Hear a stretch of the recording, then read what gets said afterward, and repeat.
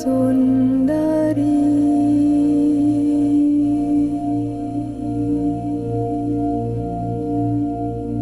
Namastasye Namastasye Namastasye Namo Namaha.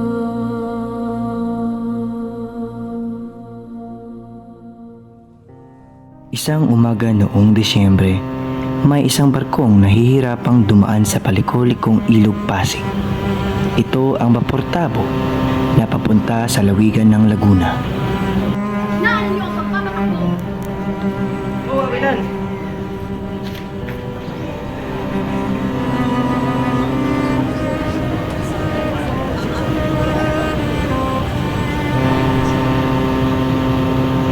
Paraan!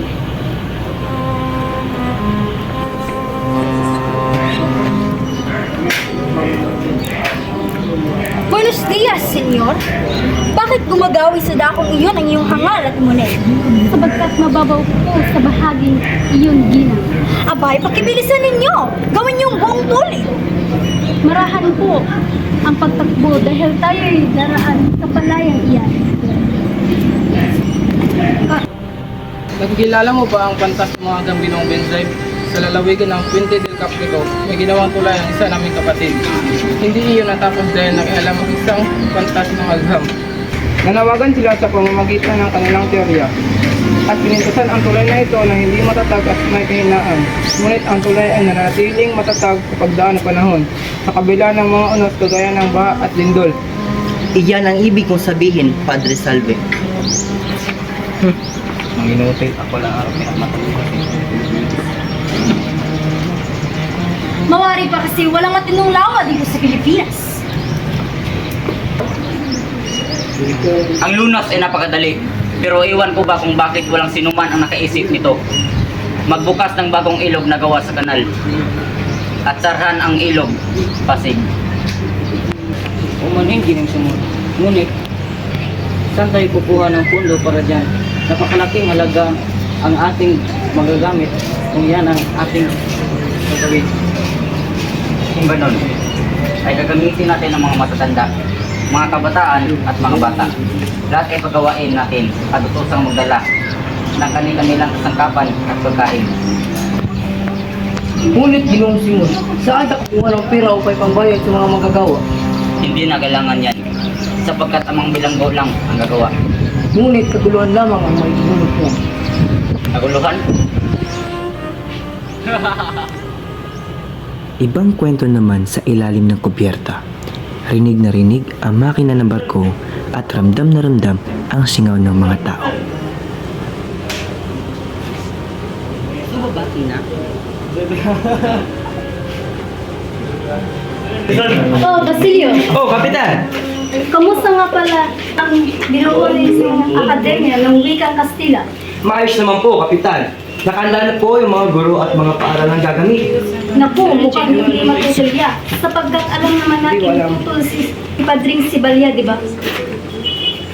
Ngunit nakahanda na po ang lahat at nakahingi na ng tulong at tagambagan pa. Mabuti naman kung ganun. Sana ay maging matagumpay kayo sa inyong mga plano. O siya, punta muna ako ulit sa taas ha. Yun ang pangalan niya.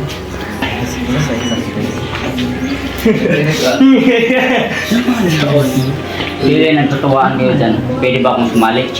Ayos lang po, Senyor Simon. Ikinagagalak po namin. Bueno, Balia. Gusto niyo akong saluhan, uminom doon. Salamat po, Senyor. Pero, ngunit hindi po kami umiinom. Talaga? Sabi nga ni Padre Camura na nakasasama daw ang tubig ng puro iniinom. Pamanhin po kay Padre Camor. Ngunit, imbis na ang iniinom niya ay alak, umiinom siya ng tubig para sa kabutihan ng panglahat. Alam namin mga Pilipino na tawag sa amin ng tubig. At kayong mga Kastila naman ay apoy. Ngunit, alam natin lahat na ang tubig ang pumapatay sa apoy. Talaga? Kailan ba mangyayari ang kababalaghan na yan? Hindi ito isang kababalagan sa inyo. Ito ay batas ng kalikasan. Bueno, ako na aalis. Inay Crispin, Kung nasan man kayo ngayon, naway nasa mabuting kalagayan na kayo. Kahit matagal ng panahon ang lumipas, hindi ko pa rin maalis sa akin ang pangungulila. Huwag niyo na po akong alamin sapagkat kinaya ko naman po. Gayon, malapit na po akong maging doktor. Mahal na mahal ko kayo.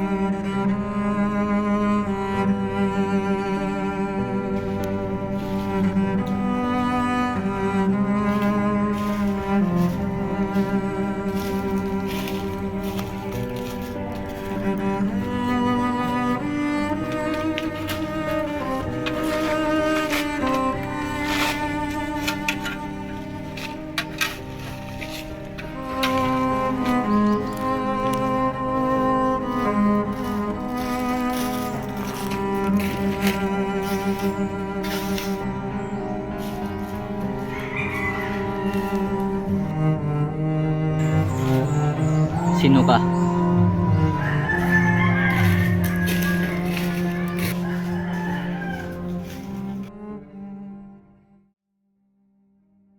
Ikaw.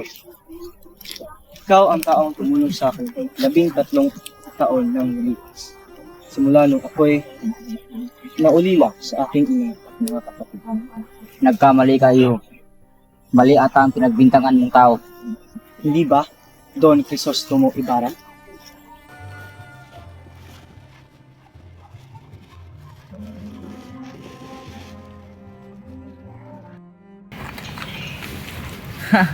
Magaling kang bata ka.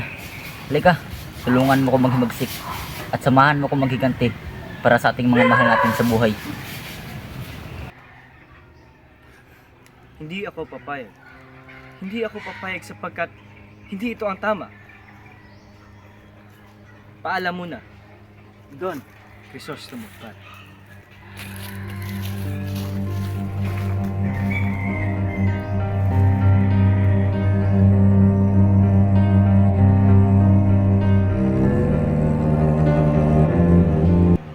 Ay, bago. Malaki-laki niyo na. Pangako, alagaan ko pa yung mabuti. Diyos ko, marami pa akong pangarap para sa anak na si Hol. Nais ko pa pong pag-aralin siya at pagtapusin ng pag-aaral. Siya na lang ang natitira sa akin. Sige, sige, sige.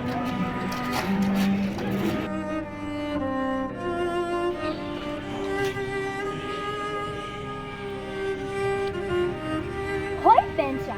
Ano nabalitaan mo ba ang nangyari kay Tales? Hais, madalas na ipinaranas ng Diyos ang mga bagay na ito sapagkat ang tao ay makasalanan. Sapagkat meron tayong mga kamag-anak na makasalanan na dapat sana ay tinuluan natin ng kabanalan upang maging mapalapit sa Diyos. Subalit, hindi natin ginawa. Akalain nyo may isang dalagang malapit ng ikasal, ngunit hindi marunong magdasal. Napakalaking kasalanan at kahihiyan.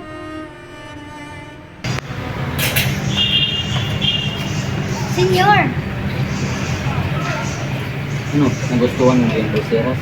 Ay! Malulugi ako niyan, senyor! Bakit ba ganitong kalaking paghanda at pinapakain ng anak? Pagpasensyahan mo muna na lang ako. Nais ko sanang bawasan mo ng 2,000 ang aking utang. Sige, sa isang kondisyon, hayaan niyo kung ilagay sa buliga ang aking mga armas. Sige!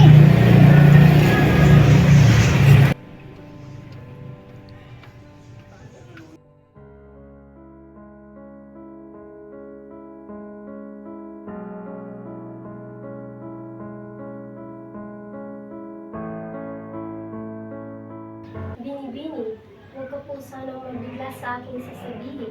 Bakit? Anong nangyari, Anden? Si Crisostomo po kasi. Anong nangyari sa aking Crisostomo? Ang iyong kasintahan ay wala na po. Hindi maaaring mamatay si Crisostomo. Hindi totoo ang iyong sinasabi.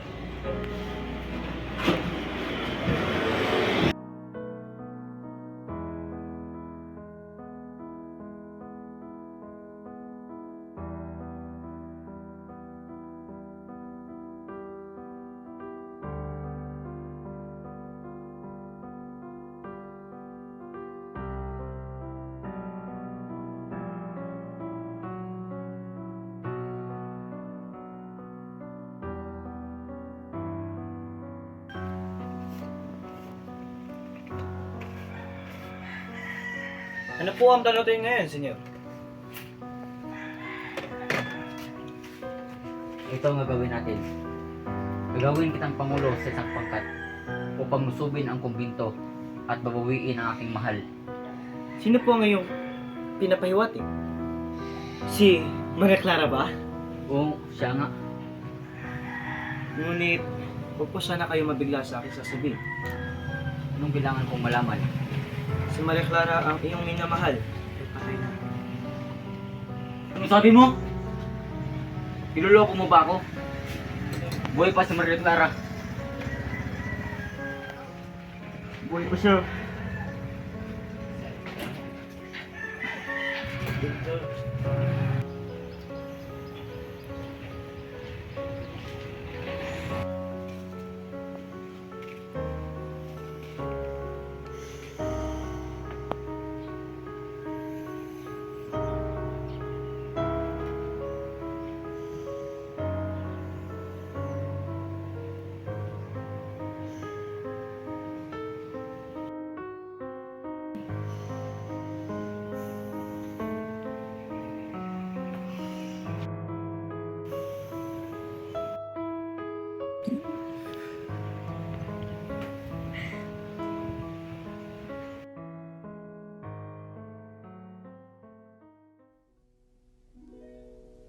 Kinig ka sa akin, Paulita. Alam mo kung gaano kita kamahal. Kung walang mangyari at mamamatay ako sa aking paniniwala, mamamatay akong maligaya sapagkat magniningning ang iyong mga mata sa pagmamalaki. Sasabihin mo sa buong daigdig habang itinuro ang aking bangkay na namatay ang iyong minamahal na ipinaglaban ang karapatan ng inang bayan. Alam mo, mahal, sa tingin ko, hindi talaga nais ni Tia na ipakasal kami ni Juanito. Hay, nung nakaraan kasi, napapansin ko siyang parating nakatingin kay Juanito. Siguro ginagawa niyang paraan ito upang ito yung kanyang makita.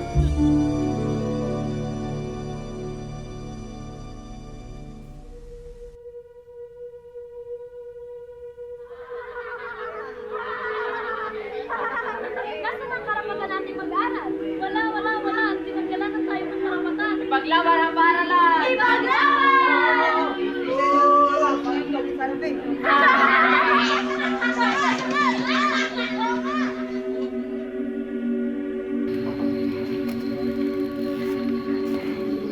Huh? Ano to? Nasaan ang aming karapatan? Huh? Paaralan sa lahat? Huh? Para saan yun?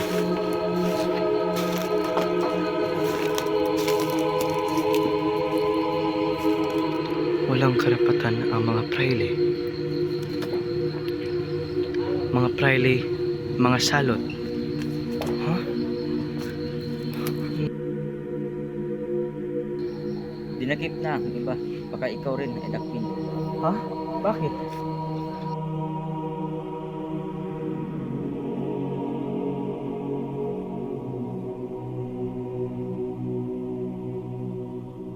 Ay, naku, makukulit na ako. Ginang, ano may tutulong ko sa'yo, Ina? Tulungan niyo po ako makalaya si Basilio sapagkat ngayon siya ay nakakulong. Hindi kita matutulungan. Magmamakawa ko kasi. Tumayo ko nakipakilala ng maaaring makatulong sa iyo, Padre Camote. Sige po, maraming salamat po. O siya.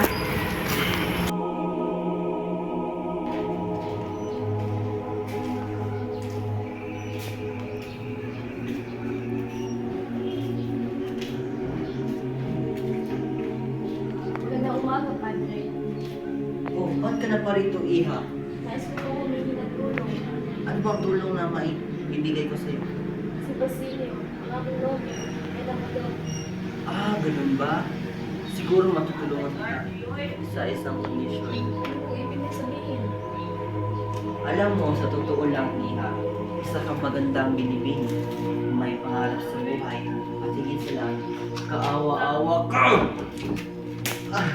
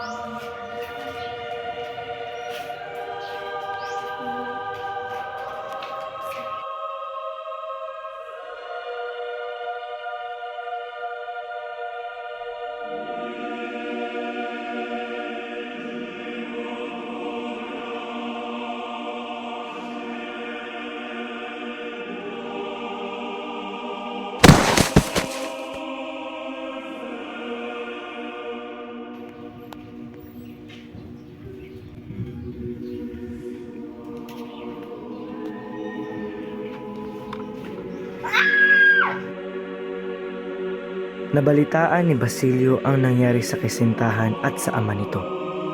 Isang araw tinulungan siyang makalaya ni Simon at tuluyan na silang magkasama sa paghihiganti. Mga pangakong napako.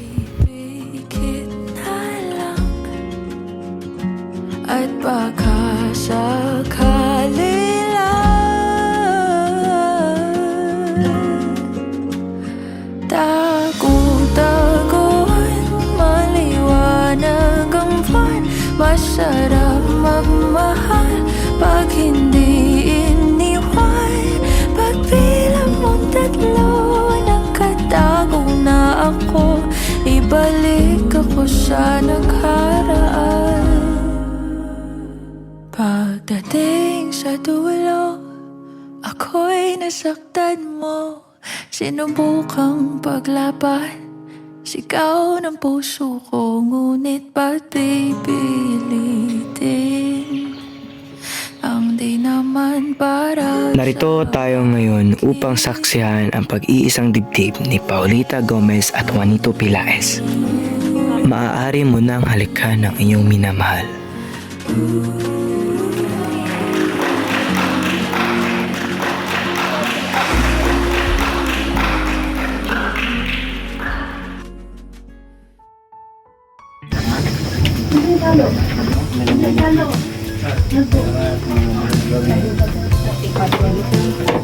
Naku, napakabagay yung dalawa. Sana magtagal kayo.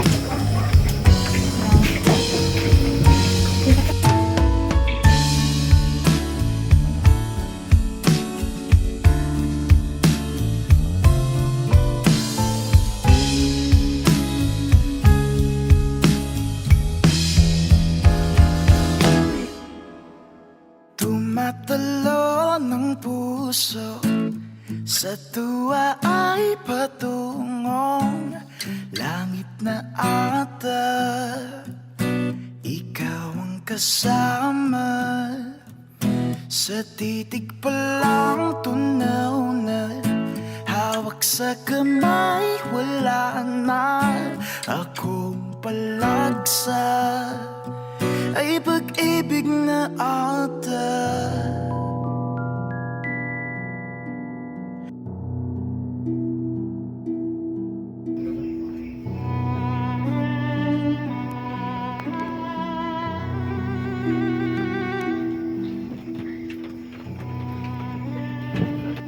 Magandang gabi, Ginoong Simon. Ito ang handog ko sa bagong kasal.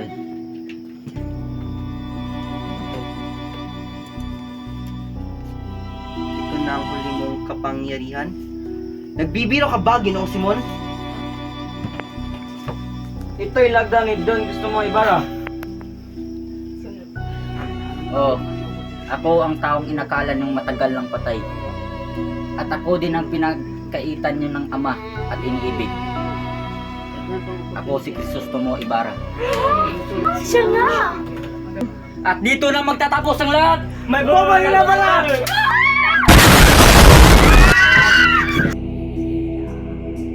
Sa gabing iyon, nakatakas ang nagbabalat kayong si Juan Crisostomo Ibarra mula sa kaguluhang pasimuno niya. Pagkatapos sa nangyaring iyon, hindi tumigil ang mga Gwardiya Sibil na tugisin at hulihin siya. Hanggang sa isang araw ay natagpuan siya ni Padre Florentino na nagpapatiwakal sa pamamagitan ng pag-inom ng lason. Sa araw ding iyon ay pinagtapat niya ang kanyang mga kasalanan sa kura at tuluyan ng sumakabilang buhay. Kahit ganun man ang nangyari, namamayani pa rin sa ilan ang kabutihang loob kahit na mayroong pagnanasang gumanti sa kapwa. Sa bandang huli, ang paghihiganti ay hindi lunas sa sugat ng kahapon.